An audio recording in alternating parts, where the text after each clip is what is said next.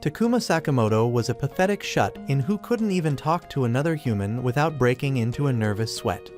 His only friends were the pixels on his computer screen, and his only meals were instant noodles so cheap even cockroaches turned their nose up at them.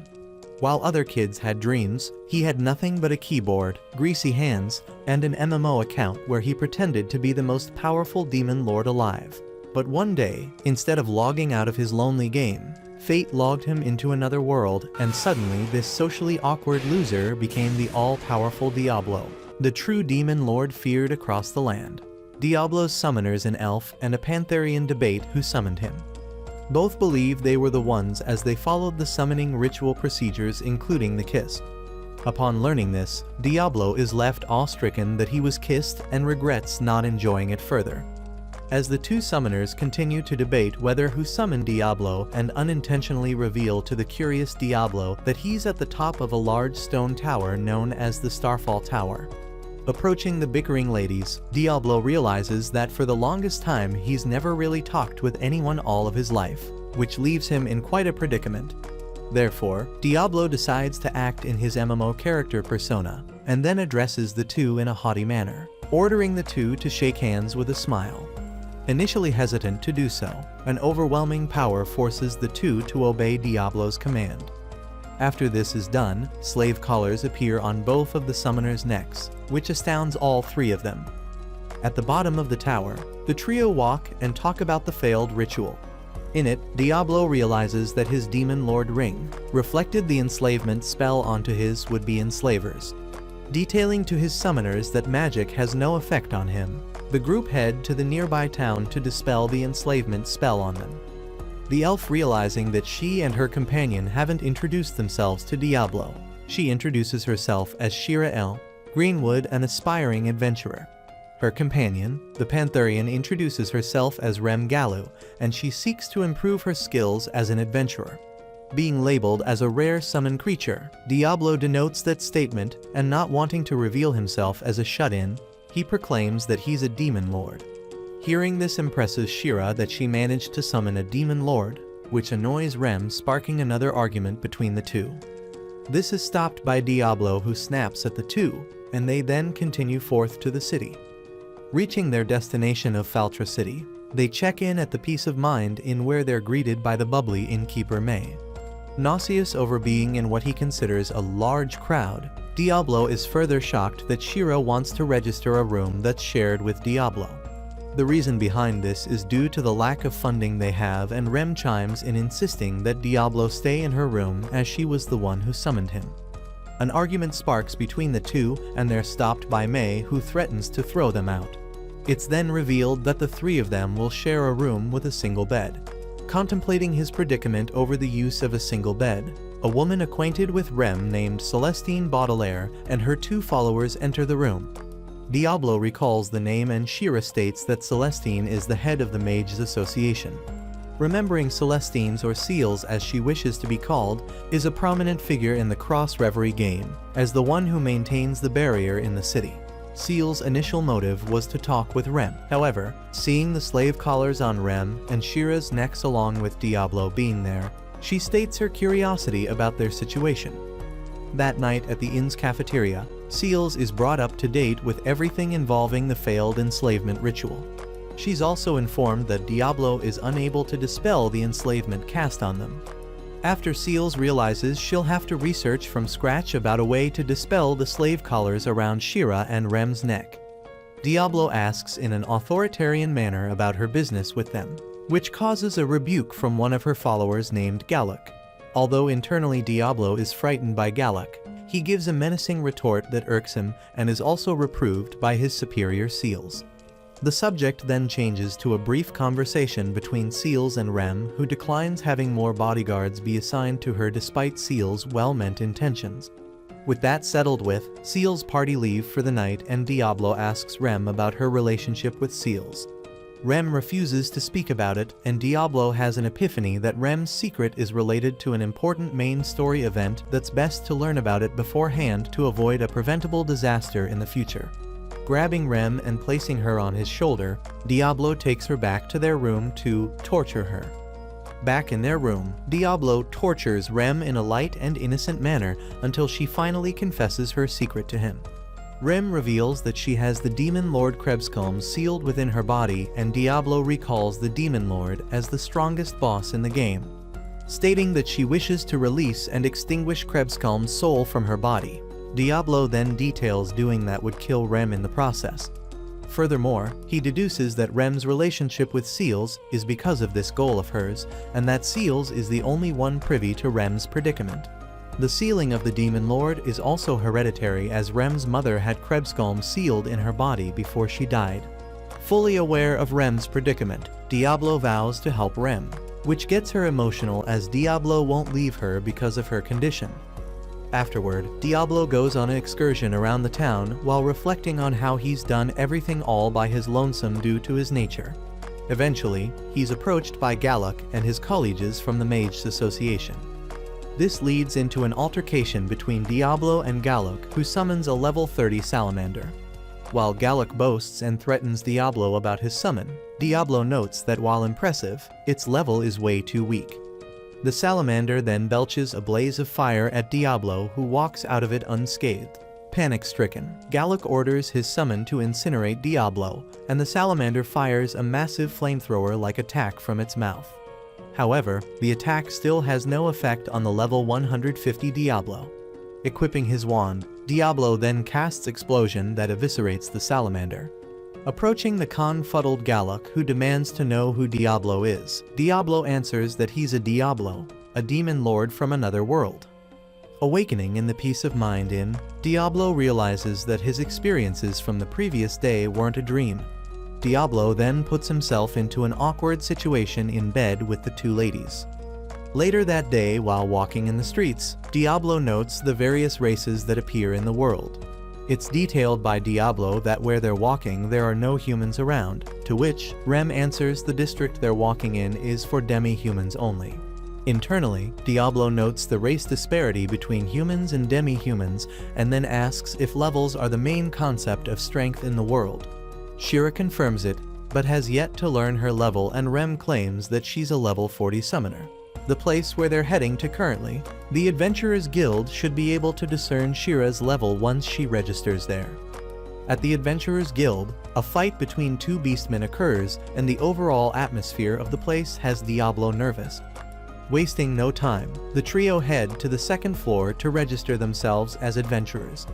Unable to read, Diablo has Shira register him, but states it as he loathes tedious and trivial work, and Shira enjoys the fact as it reinforces that she's his true master. Things, however, get more complicated when a blood seal is needed as the final process. Although he's anxious to do this, Diablo puts on a brave face and what he considers gives himself a tiny cut on his thumb. On the other hand, his tiny cut turns out to be deeper than he anticipated. Next, the group stand before a mirror that appraises their levels. Shira is level 30, much to her dismay. Then Diablo goes next, and a scene where the mirror spaz out occurs. This attracts the attention of the guild master Sylvie, who asks the trio to come into her officer. Inside the office, Sylvie states that due to Diablo's high level, there aren't any job requests he can take. However, Diablo is willing to work regardless, as he only cares for the rewards. Hence, Sylvie assigns the group to subjugate a Madara snake in the man-eating woods. En route to the woods, the group discuss about the job they've been assigned, and how its requester was thought to be Seals from the Mages Association. The subject changes to Diablo, suggesting they should have used a teleport spell or item to reach their destination. However, no such things exist. Finally reaching the man-eating woods, Diablo notes how macabre the woods look in contrast to the game.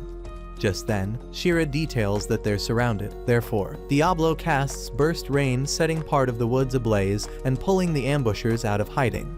Said ambushers were elves, one of whom Shira knew as Celsior, who claims he's there to rescue her. Celsior aims his bow and arrow at Diablo, while demanding he release Shira, the princess of the Kingdom of Greenwood, demanding answers as to why the elves would post a request at the Adventurers Guild under the Mages Association. Celsior refuses to answer Diablo's question. This leads Diablo to figure that there's only one person who could have orchestrated this. Frustrated by this turn of events, Shira speaks her mind, saying she doesn't want to marry her brother and bear his child. A back-and-forth debate between Shira and Celsior occurs, leading to Diablo retaliate against the elves, who fire off a barrage of arrows at him, but are ineffective. Celsior then uses what is called a Tempest Arrow and fires it off at Diablo. However, that too is ineffective against him. Unamused by the elves' antics, Diablo casts Freesia, which freezes the periphery into ice. Out of nowhere, Galuk appears and chastises the elves, who is, in turn, berated by Diablo and reprimanded by Rem. Distraught, Galuk flees the scene and Shira orders the elves to inform her brother that she's never returning home. With their work all settled at that place, they return to the inn. That night in their room at the end, Shira and Diablo have a heart-to-heart with each other that is interrupted by a livid Rem. Diablo and the group sit in Sylvie's office, where she assigns the group a special request that was commissioned specifically for Diablo. The person who submitted the request was Seals, and is believed to be in relation to one of her subordinates' recent misbehavior toward the group. Rem states that she doesn't want to accept it due to her being indebted to Seals, but Diablo still insists he go with or without Rem. Once that is settled with, Shira reads the details involved with the quest, and it's a simple delivery quest, where they have to deliver refreshments to the bridge of Uluk. Right before Diablo and the others were about to leave the Adventurers Guild, a man known as Emil stops them and confronts Diablo. Haughtily, Emil introduces himself as not only a superhuman level 50 warrior and challenges Diablo to a duel. Although Diablo is impressed by Emil's personality, he acts in his game persona and taunts Emil. He, in turn, declares his love for all women, will save the enslaved Rem and Shira from Diablo. Wasting no time, Emil uses the sword ability, Sword Smite, against Diablo, but he parries the blow with his wand. For his next move, Emil tries to use another sword skill called Alp's Fall, but is knocked out by Diablo before he could. Contemplating on the disparity of the skill levels of the people in the world from the original game, Diablo concludes that Emil is just an idiot. Up again, Emil tries to attack Diablo, only to be stopped by Rem and Shira, who explain their situation to Emil.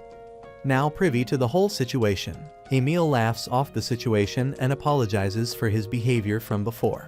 He reintroduces himself and claims if they ever need help to not hesitate to contact him, and then walks off in a gleeful manner. Afterward, Diablo and Shira, with the quest items, head to the bridge of Ulrug, and on their way there, Shira suggests they take a dip in a nearby river. Flustered by the suggestion, Diablo rejects that notion, and they continue forth. Reaching the bridge of Ulug, they're stopped by a group of soldiers who mistake Diablo as a fallen. However, one of the soldiers named Boris recognizes him as the horned demon everyone was talking about in the town. The two then learn from Boris that a fallen with a large army of demons is heading that way. Noting that this sort of event never occurred in the games, Diablo wonders what could have triggered it. Furthermore, Diablo notes that due to the soldiers stationed at the bridge have such low levels, the demons would break through the bridge. On the other hand, the demonic invaders wouldn't be able to damage Faltra City due to the barrier erected there. Shira states that the invasion could be related to the demons wanting to resurrect Krebskulm. Diablo figures they must be aware of Rem's seal. The soldier Boris then gives Diablo a notice of gratitude for their delivery, and after hearing Boris' anxiety, Diablo volunteers to stay and fend off the invasion. At the inn, Seals informs Rem that she discharged Galuk for his recent actions. The subject then changes to Diablo's background and how Seals is suspicious of him being a fallen rather than a demon lord from another world. Rem refutes that notion, defending Diablo not being a fallen. Just then, a hysterical Galuk arrives at the scene with his hands all bloody, demanding to hear from Seals that he wasn't fired from the Mages Association. Right as Galuk was about to stab himself with a black demonic dagger, Rem tries to stop him by summoning a shadow snake. This fails as Galuk still manages to stab himself and then transforms into the fallen Gregor. Meanwhile, Diablo continues fighting against the demon invaders until the commander of the demons named Edelgard confronts him, and the two then fight. Refugees head into Faltra City believing they'll be safe from the incoming demon invaders because of Seal's barrier that she erected over the city. Unbeknownst to them, she was in a pickle because of her former subordinate Gallic turned into a fallen by the name of Gregor. Rem and Seals escape from the Peace of Mind Inn, and once they reach a dead end, Gregor confronts the two and Rem summons a Sulau. However, the summon is easily beaten with a single punch. From the sky, Emil lands nearby Rem and Seals, while a large group of adventurers arrive at the scene to help them. Emil then fights against Gregor, but despite being overpowered by his opponent, he stubbornly fights on, following his creed as a defender of all women. Meanwhile, at the bridge of Ulug, Diablo's fight against Edelgard continues, stating the futility of Edelgard's attacks against him. Edelgard prepares to use sacrifice charge against Diablo, but it is ineffective against him. Astonished that her special attack had no effect on him, Edelgard is taunted by Diablo, who notes that her attack was the first time he was ever damaged since entering that world. Just then Boris notifies Diablo that Faltra City has been invaded by a fallen and attacking Seals and Rem. Realizing the dire situation, Diablo then begins to cast a grand magic spell and warns Edelgard to withdraw or he'll cast it. On the other hand, Edelgard refuses to back down, therefore Diablo casts White Nova, which eviscerates the surrounding area, including Demon Army. Although heavily wounded, Edelgard manages to survive the spell, and wasting no time, Diablo uses the magic spell called Return, and he along with Shira teleport back to the town. By that time, Gregor has already defeated the adventurers that surrounded him, and a heavy wounded Emil refuses to concede defeat. Just then, Diablo arrives and casts a wind spell on Gregor, sending him backward. Before starting his battle against Gregor, Diablo thanks Emil for his efforts, and reassures him that he'll take it from there. He then gives Seals a healing power to treat Emil's wounds, and then confronts Gregor. Starting the fight off, Gregor casts Dark Bullet, but the spell is instantly reflected back at Gregor by Diablo's ring.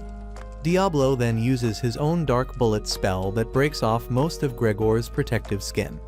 In retaliation, Gregor uses Dark Press. However, that move is reflected back onto Gregor, and Diablo then casts multiple Dark Press of his own. The gravitational force to the attack pins Gregor to the ground, who then begs for mercy, but Diablo shows none. He then finishes Gregor off with a magic spell Naraku. The fight now over, Shira tearfully embraces Diablo, and Rem grabs Diablo's hand and thanks him for saving her. Trying to act in character, Diablo proclaims the only reason why he helped Rem was because she belongs to him due to the slave collar around her neck. Eventually, the death toll of the attack on the city is released, and the majority of lives lost were adventurers. 10 days later, after the attack on the city, Diablo rests on his bed and is nearly courted by Shira, who is sequentially stopped by Rem with a drop kick. This causes the two to latch onto Diablo's arms until Sylvie arrives in their room. She informs the group that the Lord of the City was given a non-negotiable ultimatum to hand over Shira within 10 days, or else a war would be waged. Hence the Lord of the City and Sylvie request Diablo to prevent the war from occurring. Shocked that the Kingdom of Greenwood is going to wage war over her, Shira is informed by Sylvie it's the truth. She then asks Diablo if he'll accept the quest given by her and the City Lord to prevent the war from happening. Internally, Diablo wants to refuse the quest due to the nature of said quest. Sylvie then details that Shira's brother Kira put a huge bounty on Shira's head. Hearing this shocks Diablo so much that he becomes livid and decides to accept the quest and meet with the Lord of the City.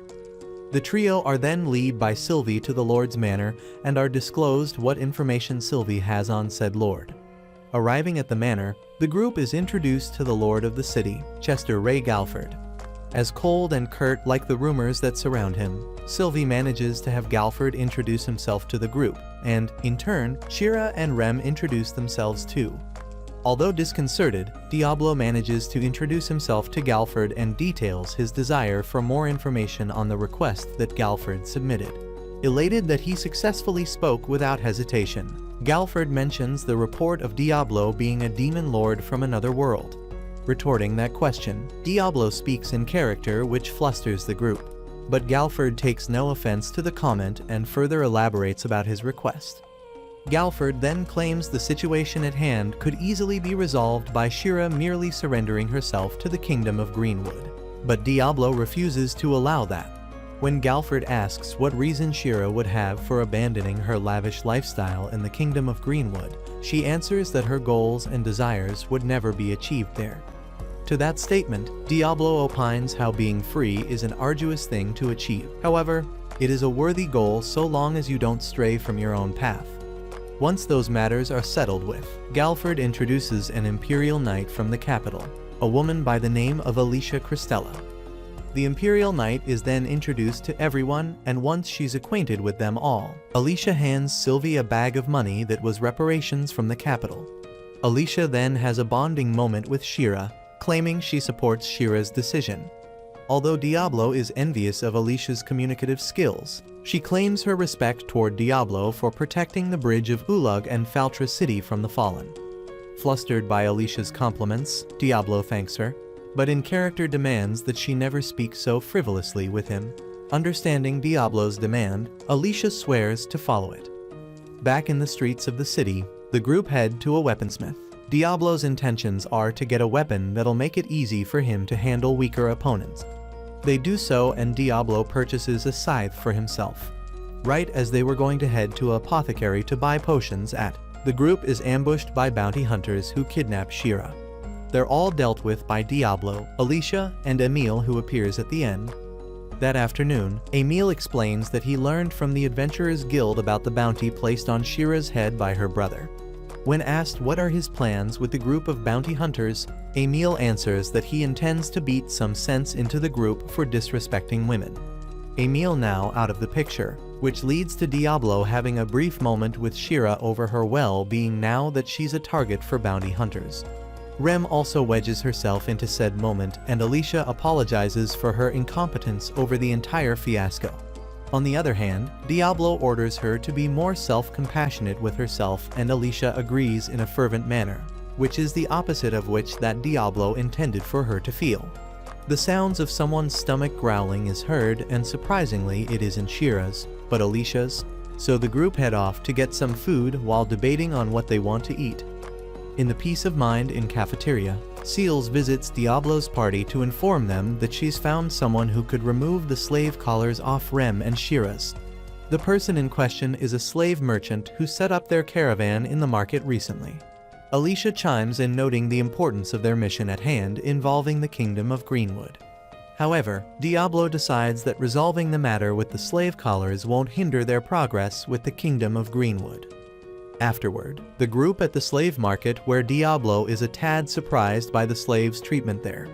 The owner of the establishment, Medios, greets the group and at first believes that Diablo is trying to sell off one of his slaves.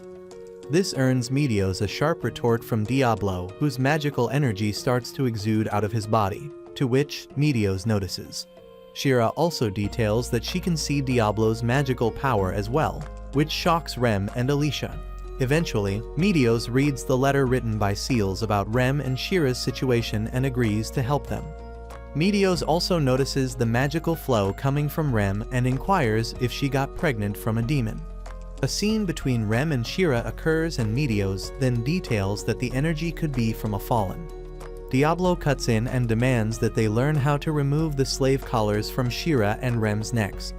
Not feeling well, Rem decides to wait outside and is joined by Alicia, and they have a heart-to-heart with each other. Back inside the caravan, Diablo learns how to remove the slave collar through magical flow and physical contact. Astoundingly, Diablo makes incredible progress so briskly. That night it's learned that Diablo quit just as they were about to finish the ritual.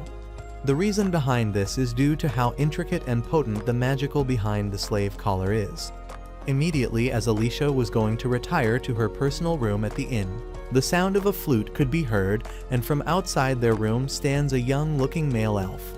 Said elf was Shira's older brother Kira, who cordially introduces himself to the group. Furious at the man, Diablo confronts Kira, noting how he put a bounty on Shira's head, and he confirms it. Kira then states that he was informed of a group of bounty hunters' failure to capture his sister. Apprehensive with Kira, Diablo openly states he has no intention of handing over Shira to him, but Kira merely states that he's glad to see his sister in good health. Furthermore, he relays the blame for the bounty being placed and the threats of war on his father. Shira doesn't buy her brother's act, and although Kira acts in an apologetic manner, Rem doesn't buy it either, stating she's inclined to follow Shira's opinion of him.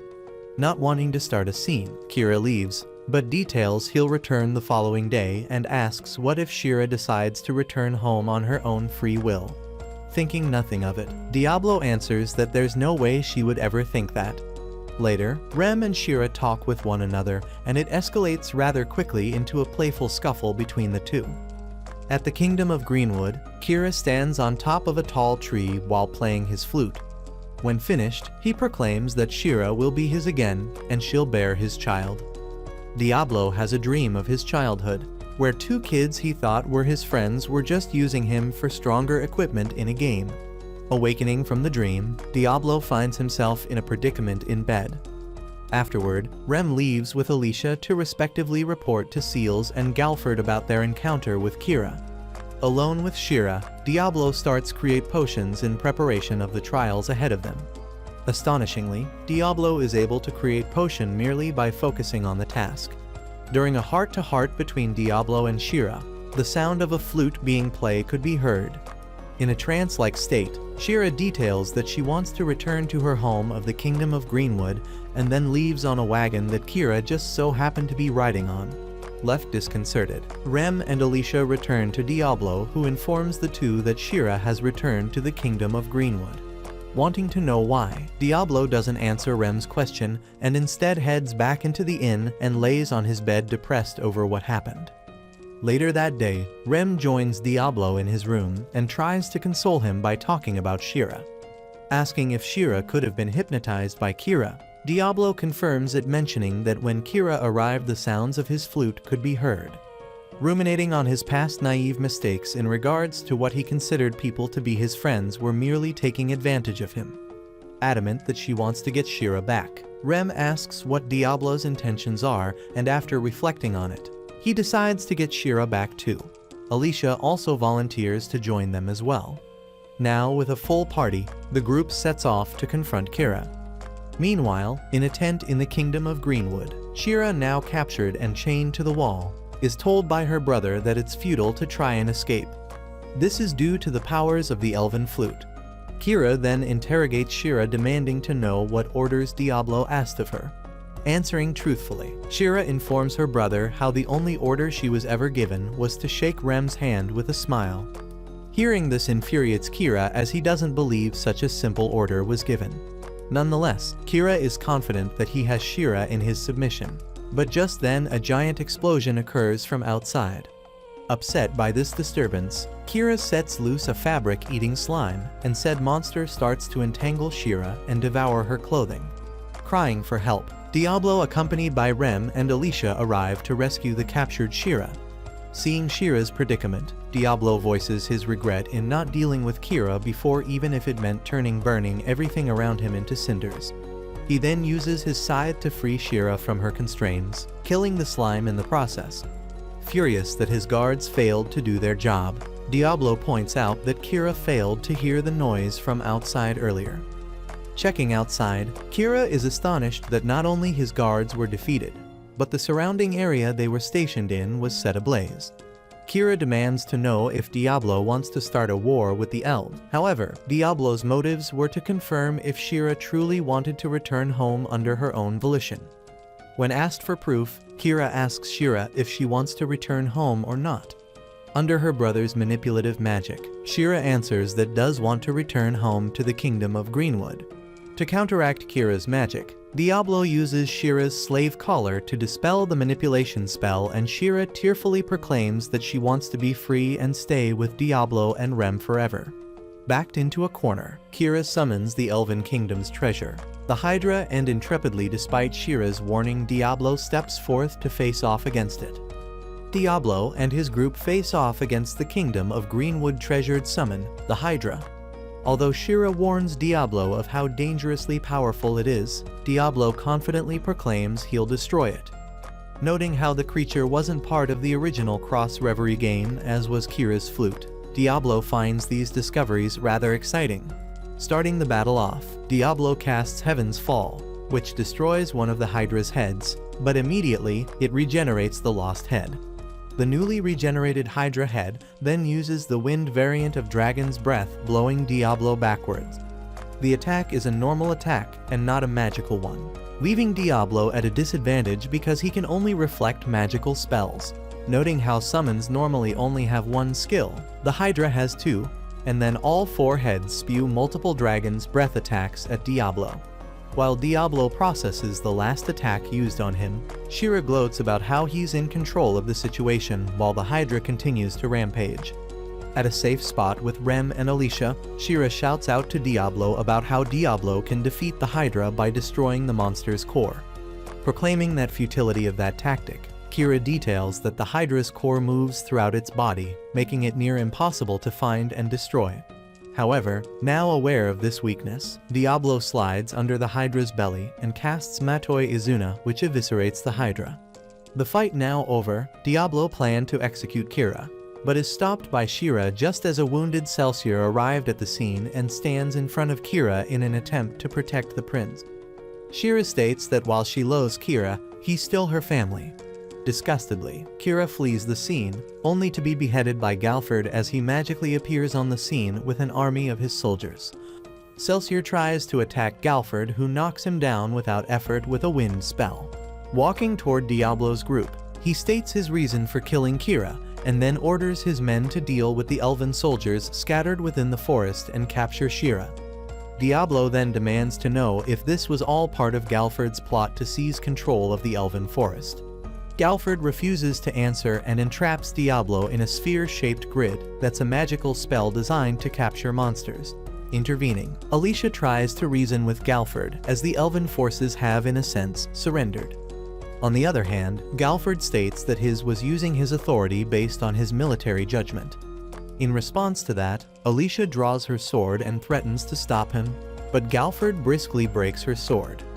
Witnessing this astonishes Diablo as Galford's movements surpass human limits, making him a level above 100. Just as Galford orders his men to follow through with his previous order, Diablo manages to break out of his confinement by sensing the barrier's magical flow and destroying its core. After a brief talk, Galford and Diablo face off against each other. Immediately, Galford holds a firm advantage over Diablo by maintaining a close distance between his opponent and uses it to unleash a flurry of sword attacks onto the vulnerable Diablo. To counterattack the invasive Galford, Diablo casts Supermine that forces Galford to move to a more fair distance. Taking advantage of his tactic, Diablo casts multiple Supermine attacks and lays them across the ground. Using swift footwork, Galford making his move and triggers a single mine. Diablo then casts Freeze Zone to entrap Galford in a block of ice. However, moments after he breaks out of it, leaving Diablo in a vulnerable state due to his left spell's recoil effect. Just as Galford was about to finish off Diablo with the Heat Sonic skill, Diablo casts Lightning Bullet at Galford, defeating him. Struggling to get up, Galford asks why Diablo won't finish him off. In his character's persona, Diablo answers that he's lost interest in him, believing him to be unworthy of such a thing. Galford then proclaims he'll report him to the Majesty about Diablo. However, Alicia steps in and retorts that she'll submit a counter-report about Galford's actions. Furthermore, Diablo promises if Galford ever wants to fight him again, he'll do so whenever he so pleases. With that, Galford withdraws his soldiers and Rem approaches Diablo, asking him for any spare potions he has on him.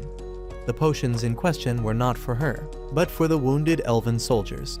After this, Diablo consoles an emotional Shira over the loss of her brother Kira. Time passes by and back in Faltra City's peace of mind Diablo recounts all that has occurred after. He laments over not only how being drained of his MP affects his mental state, but how the quest assigned to him would never be settled due to the circumstances behind it involving Galford. Sylvie then arrives in Diablo's room with an alcoholic MP potion alternative, and the two start to drink it. Immediately after drinking it, Diablo becomes intoxicated and mistakes Sylvie for a body pillow, leading him to throwing her onto the bed. Afterwards, Sylvie asks him to take responsibility for what happened, only to find him asleep, still embracing her body, causing her to get agitated. A silhouetted woman slays a group of adventurers, stating her distaste for mortal races, while another man slays people of an unknown village for worshipping the Demon Lord. Alicia returns to the kingdom of Lyferia Castle, where she runs into Paladin Sadler. The two briefly talk with one another, and just as Alicia tries to excuse herself, Sadler details that if she's returning to Faltra City, he's heading there as well. His motives being that the head priest Lumashina revealed a prophecy concerning the Demon Lord's revival in the western city. Meanwhile, in the outskirts of the aforementioned city, Diablo and Rem oversee Shira summoning a turkey shot.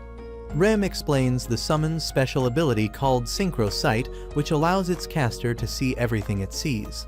Although a weak monster, Shira still decides to still make a pact with it, and pulls out a magical stone to forge the pact in the enslavement ritual. A magical stone is also given to Diablo by Rem, and then Shira uses her magical stone to forge a pact with her newly summoned turkey shot. Stating how practical Shira's new summon could be for her, Diablo helps Shira break in her new summon by using its Synchro Sight skill and firing an arrow at a coin that Diablo tossed. After this, Shira claims that Rem has a funky smell, which leads to her suggesting they all take a bath together. At a local river stream, Shira and Rem bath together, while a flustered Diablo refuses to watch them do him, not being able to handle seeing them bath. Eventually, Edelgard arrives at the scene and grabs a hold of Rem, reassuring them that she's not there to fight, but simply to talk and confirm that Rem is the container of Krebskalm. Later that evening, Rem explains to Shira about her being the container to Krebskalm, and is then emotionally embraced by Shira and promises to help her. Edelgard then details that there's a way to resurrect Krebskalm without killing Rem. However, Rem once told Diablo that she wants to release the seal on her. This is problematic, as although their goals are somewhat aligned, the question remains, how will Diablo be able to deal with Krebskalm once she's been revived? Speaking for Rem, Diablo agrees to help Edelgard with the ritual, and although this leads to a minor confrontation, Edelgard states that 3 days from then, she'll meet them on the night of full moon at the top of the Starfall Tower. 3 days pass and Diablo's group dine at a restaurant filled with cats until they're visited by Alicia, who implores that they return to the Peace of Mind Inn. Walking to the inn, Alicia warns the group that a paladin known as Sadler is in the town and is out to hunt worshippers of the Demon Lord. Furthermore, his strength and power is said to be equal or greater than Galford. Despite their efforts to try and avoid a confrontation with Sadler, the group runs into him and his subordinates. Sadler introduces himself and his title. Diablo then tries to introduce himself in a normal fashion. He openly introduces himself in his normal pretentious character persona. Taking account that Diablo a self-proclaimed demon lord, Sadler readies himself to dispose of his target. Stepping in to defend Diablo, Rem tries to reason with Sadler only for the paladin to incapacitate her with a magical spell. Diablo, however, manages to dispel the magic used on Rem. After a brief argument between Diablo and Sadler, the paladin casts Cement Lock on the Demon Lord only for it to be reflected back on him. As Sadler's subordinates then carry away their petrified leader, Alicia asks why Diablo didn't finish Sadler off, to which he answers small fries pose no threat. However, if he were to challenge him again, he will deal with him accordingly. To that, Alicia smiles and understands Diablo's sentiments, but Diablo is wary of Alicia. As the dusk starts to settle, the group prepare to head to the Starfall Tower to meet with Edelgard and perform the summoning ritual. On top of the Starfall Tower, Diablo's group meet with Edelgard to perform the ritual to revive Krebskalm. How Krebskalm will be revived is by her laying on top of a stone table, as magic power will be filled into Krebskalm's soul. Not hesitant to any risks that may occur in the ritual process, Rem calmly states that she's ready to start the ritual. Wasting no time, Diablo starts to pour his magical power into Rem from her belly button. But this attempt fails to reach Krebskalm. Therefore, Edelgard suggests that Diablo do it via Rem's private area, and this time Diablo manages to reach Krebskalm's seal and break it, sequentially releasing the Demon Lord. As the smoke starts to dissipate from the area, Krebskalm ostentatiously appears and introduces herself. Diablo in character also introduces himself and proclaims his will to fight and defeat Krebskalm. Amused by the proclamation, Krebskalm powers up and threatens to dispose of Diablo. only to become perplexed on how to do so in a demon lord manner. Alluding that Krebskalm has amnesia and taking to account for her adolescent demeanor, Rem and Shira manage to convince Krebskalm to not kill mortals anymore.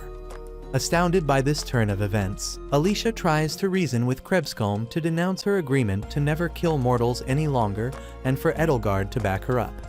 However, Krebskalm still refuses due to it not being able to fill her stomach, and Edelgard is obsequious to Krebskalm's whims.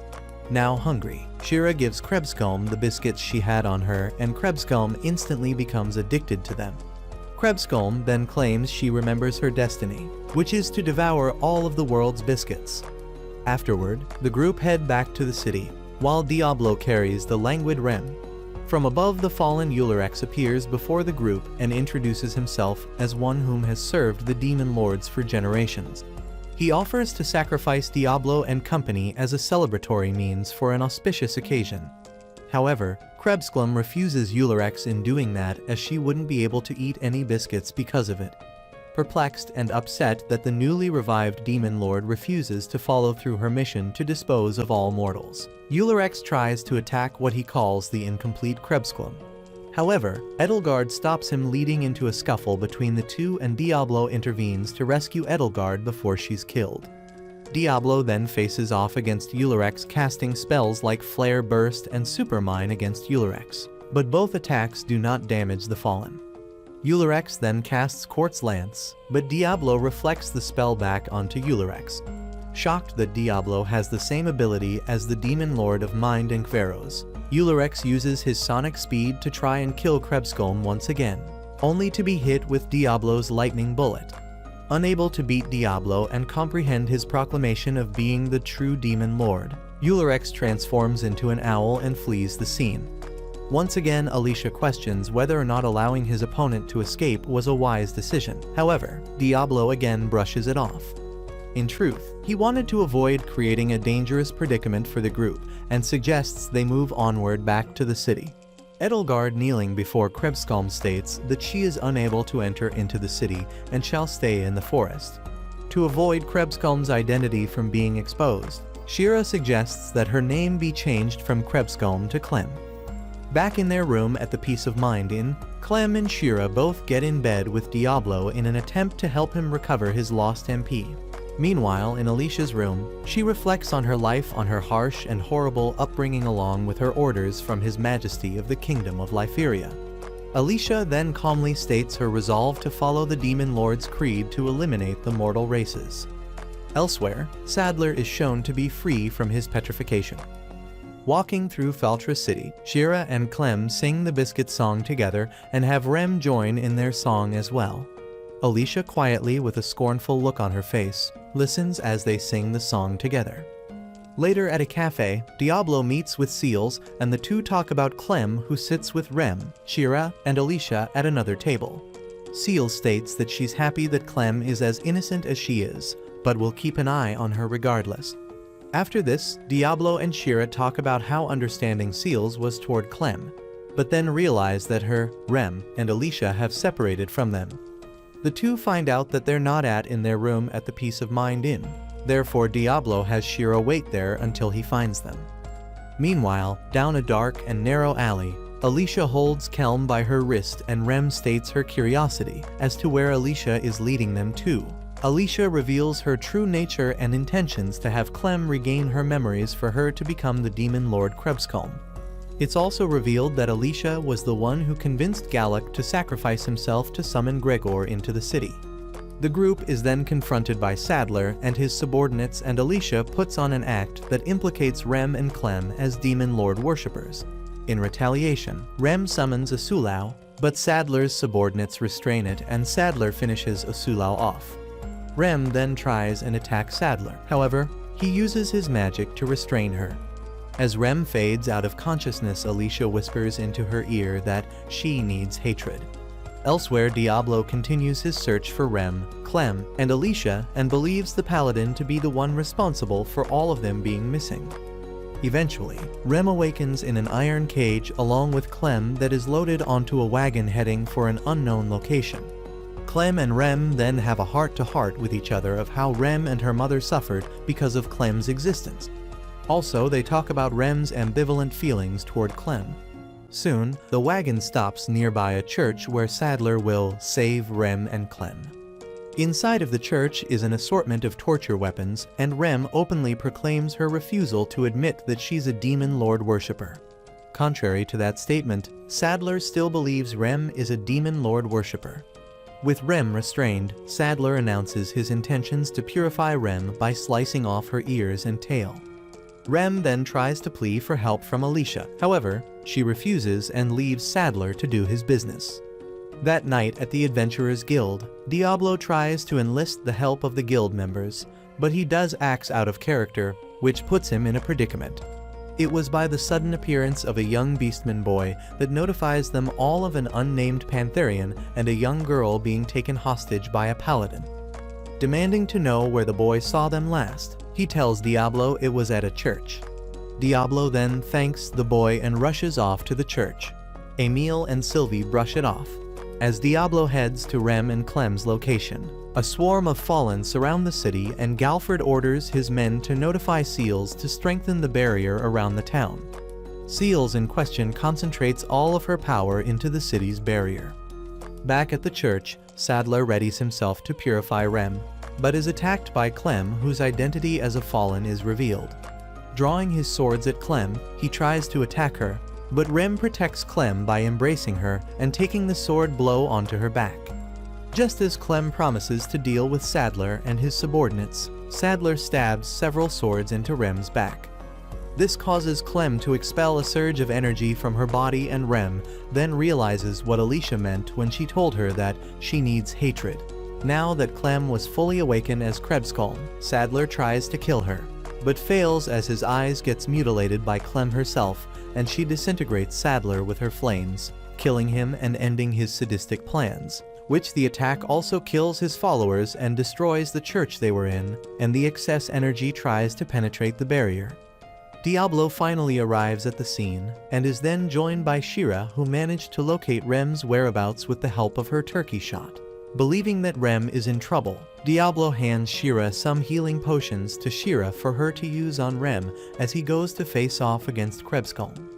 Outside of Feltra City, Edelgard and Eulerex, along with a massive army of fallen, relish the fact that Krebskalm has finally fully resurrected.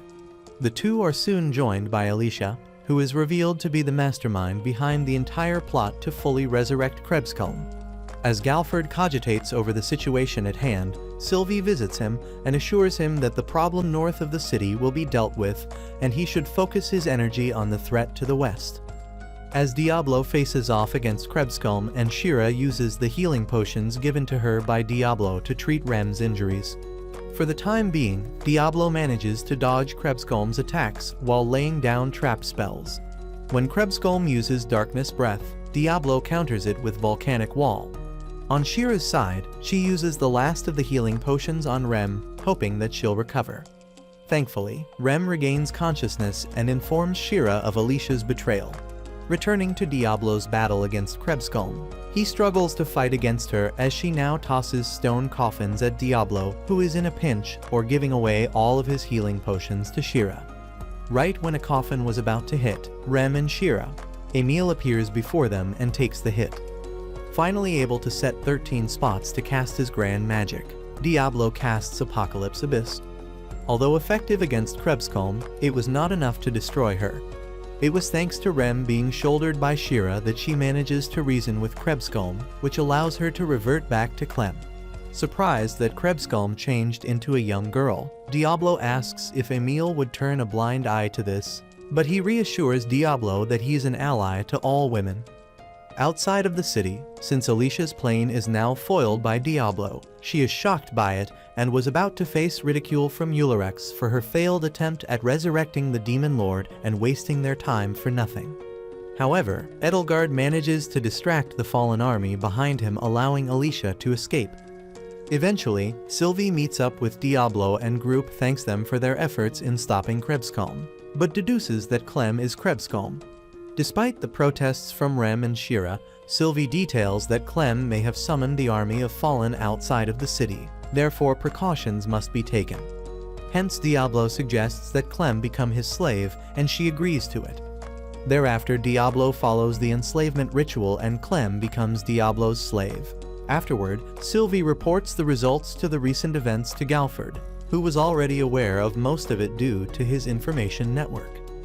That night in Diablo's room at the Peace of Mind Inn, the group get ready to retire for the night until Alicia appears and takes Shira hostage with a knife.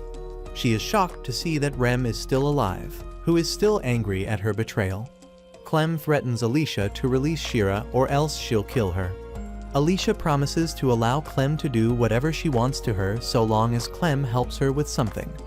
That something was to heal the heavily wounded Edelgard, and because she's a fallen, only Clem would be able to do it.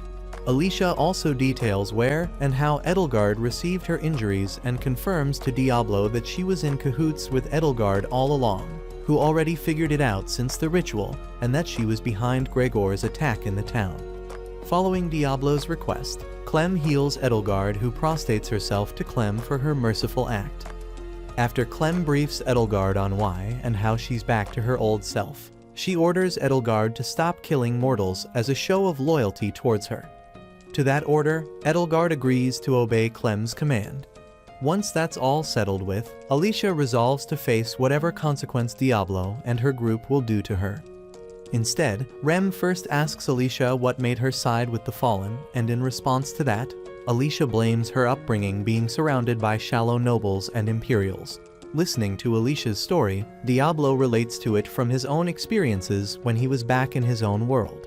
Again, Alicia asks Clem if she doesn't despise the mortal races, which she annoyingly tells her that she doesn't, and nothing she says will change that. Forced to take her word and her actions were for nothing, Alicia tries to stab herself in the neck, but her knife is dissolved by Diablo's magic. He then gives an eloquent speech about how Alicia should find a new purpose to live for, which brings her to tears, becoming flaccid over his lack of MP. All of the women now, also including Alicia and Edelgard, volunteer to help Diablo recover his lost MP, much to his dismay. The following day, Diablo, Rem, and Shira see Alicia off, and later, the girls get into an argument over what food they'll eat for dinner. They soon choose to settle the argument by having Diablo kissing the one whose side he's on. However, he refuses to choose either choice as he's Demon Lord Diablo.